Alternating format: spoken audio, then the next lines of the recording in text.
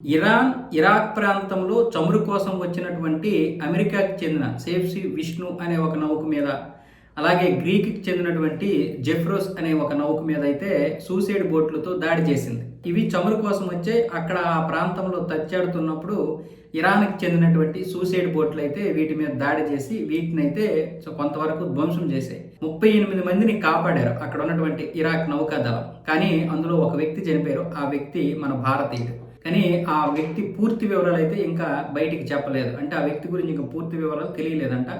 అవే ప్రయత్నాలు జరుగుతున్నాయి. పేరు మాత్రం భారతీయుడిలాగా ఉంది. అందుకనే ఇప్పుడు భారతీయుడిగా గుర్తించారు. అలాగే మరికొన్ని కూడా భారతీయుడిగా గుర్తింపునైతే ఇస్తున్నాయి. సో ఆ విషయాలు అయితే బయటికి రావాలి.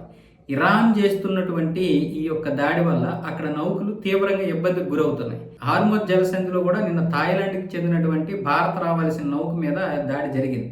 అలాగే ఇప్పుడు ఈ సూసైడ్ బోట్లు ఇరాన్ దగ్గర కొన్ని వేలలో ఉంటాయి, చాలా చిన్నగా ఉంటాయి. ఇవి అక్కడికి వెళ్ళి మనుషులతో ఉన్నటువంటివి వెళ్తాయి, అలాగే మనుషులు లేనటువంటివి కూడా ఉన్నాయి ఇరాన్ దగ్గర. సో అక్కడ సూసైడ్ అంటే వాళ్ళు అక్కడ చనిపోవడానికి కూడా సిద్ధమే. అంటే ఆత్మహత్య బాంబర్లు ఉంటారు కదా, ఆ విధంగా అన్నమాట. మొత్తానికి ఇరాన్ పోరాడగలిగినంత వరకు పోరాడగలుగుతుంది. అయితే ఇక్కడ ఇంకొక విషయం ఏంటంటే హార్మోజ్ జలసంధిలో భారతీయ నౌకలకు మాత్రం మళ్ళీ ఇప్పుడు అనుమతులు అయితే ఇచ్చింది. ఆంక్షలు ఎత్తేసి వాటినైతే ఇప్పుడు కదిలిస్తుంది. మొత్తం 28 నౌకలు ఉన్నాయి. ఇప్పటికే ఒక నౌక వచ్చి ముంబై పోర్టుని చేరుకుంది. మరో 2 నౌకలు బయలుదేరాయి. మిగతా నౌకలు కూడా బయలుదేరడానికి సిద్ధంగా ఉన్నాయి.